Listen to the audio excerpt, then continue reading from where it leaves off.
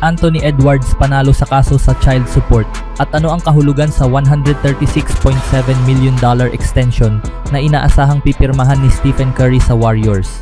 Si Edwards ay nagtamo ng panalo sa nagpapatuloy niyang kaso tungkol sa child support laban kay Ayesha Howard, at ang naging desisyon ng korte sa Georgia ay nagtapos sa isang yugto ng mas malawak na usapin tungkol sa kanyang pamilya.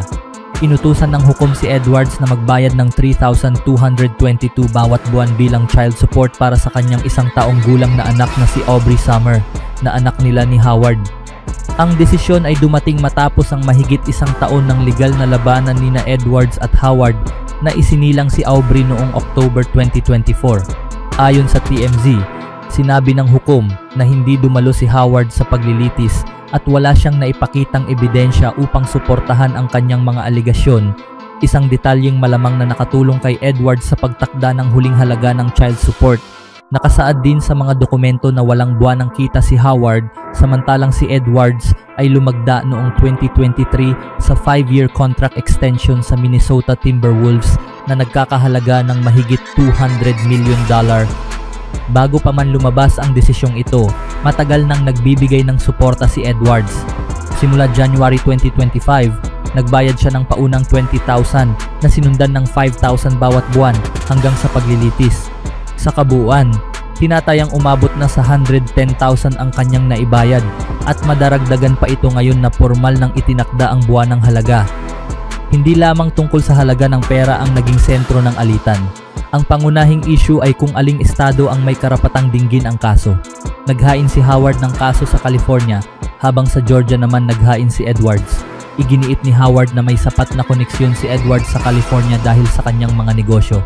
Ayon sa kanyang reklamo, may LLC, mga trademark, at bank account si Edwards sa Beverly Hills, at inakusahan niya itong itinatago ang mga ari-ariang iyon upang makaiwas sa mas malaking obligasyon sa child support.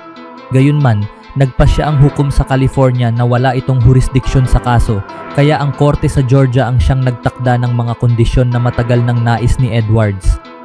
May sarili ring bigat ang usapin ng pagiging ama. Sa isang nakasulat na pahayag, sinabi niya, "Hindi ako humihiling ng child custody o visitation kay Aubrey." Nilinaw niya na ang natitirang issue na lamang para sa korte ay ang aspetong pinansyal. Samantala, ipinagtanggol ni Howard ang kanyang sarili laban sa batikos ng publiko, at sinabi niyang hindi siya ang predator na inilalarawan ng ilang fans mula nang maging publiko ang kanilang relasyon. Hindi lamang ang kaso nila ni Howard ang bumubuo sa sitwasyon ng pamilya ni Edwards. Ayon sa mga ulat, siya ay ama ng 4 na anak sa 4 na magkakaibang babae, at ang kaso ni Aubrey ang pinakahuling nalinawan. Nagkaroon siya ng 3 anak sa magkaibang ina. Ang kanyang anak kay Daja Carlisle, si Aris Ariel, ay isinilang noong September 2023. Nagbigay siya ng voluntaryong child support at kalaunan ay nagkasundo sila sa isang kumpidensyal na kasunduan noong September 2024. Noong October 2024, ipinanganak naman ang anak niyang si Amir kay Alexandria Desroques, at natapos din ang kanilang usapin sa pribadong kasunduan.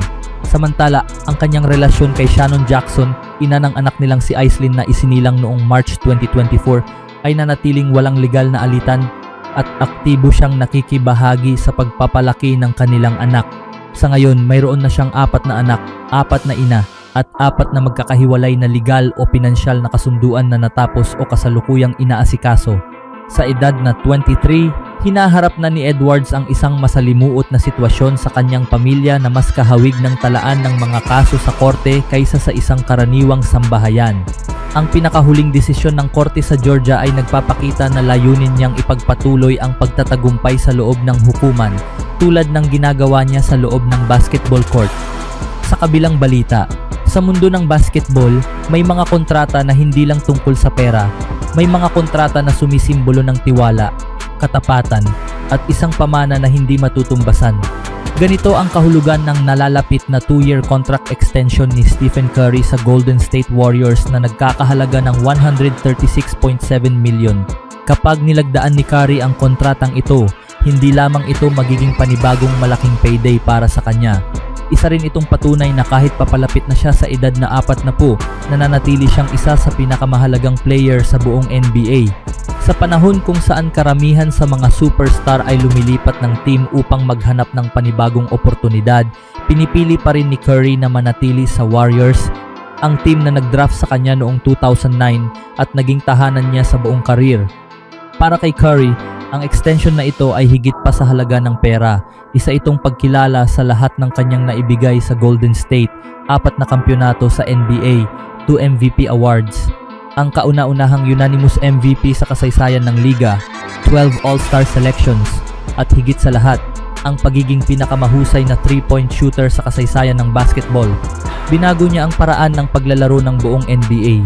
Dahil sa kanya naging sentro ng modernong basketball ang 3-point shooting at maraming batang players ang sumunod sa kanyang estilo. Ngunit hindi lang si Curry ang nakikinabang sa extension na ito, malaki rin ang kahulugan nito para sa Warriors. Ang pagbibigay sa kanya ng panibagong maximum contract ay hindi lamang pagpapakita ng katapatan. Isa itong pamumuhunan sa mukha ng kanilang prangkisa. Alam ng Warriors na si Curry ang dahilan kung bakit naging isa sila sa pinakasikat at pinakamahalagang team sa NBA. Dahil sa kanyang presensya, patuloy na napupuno ang arena, tumataas ang bentahan ng merchandise, at nananatiling mataas ang interes ng mga fans sa buong mundo. At oo, maituturing itong isang makasaysayang tagumpay para sa kanya. Sa sandaling magsimula ang 2026-2027 season, magiging 10 consecutive season na siyang pinakamataas ang sahod sa buong NBA. Wala pang ibang player ang nakagawa nito. Ang pinakamalapit lamang ay si Kobe Bryant na 7 sunod na season naging highest paid player. Ibig sabihin, si Curry ang nagtatakda ng bagong pamantayan sa kasaysayan ng liga. Hindi lang iyon, kapag natuloy ang extension na ito, inaasahan ding malalampasan niya si Kevin Durant bilang player na may pinakamalaking kabuuang kinita sa sweldo sa kasaysayan ng NBA. Isa na naman itong record na magpapatunay kung gaano kalaki ang naging halaga niya, hindi lamang bilang atleta, kundi bilang isang simbolo ng tagumpay at katapatan sa isang prangkisa. Ang mas kahanga-hanga rito ay hindi siya binabayaran dahil lamang sa kanyang mga nagawa noon. Binabayaran pa rin siya dahil naniniwala ang Warriors na kaya pa rin niyang manguna sa team at makipagsabayan sa mga mas batang superstar ng liga. Patuloy siyang naglalaro sa mataas na antas at nananatili siyang isa sa pinakamapanganib na scorer at leader sa NBA. Sa huli, ang nalalapit na $136.7 million extension ni Curry ay hindi lamang isang malaking kontrata. Isa itong pagdiriwang ng isang relasyon sa pagitan ng isang player at isang prangkisa na tumagal ng halos 2 dekada. Isa itong gantimpala sa katapatan, dedikasyon, at kahusayan. At higit sa lahat, isa itong makasaysayang kabanata na lalo pang magpapalalim sa pamana ni Curry bilang isa sa pinakadakilang player sa kasaysayan ng basketball. Habang papalapit ang kanyang ika-40 kaarawan, malinaw ang mensahe ng Golden State.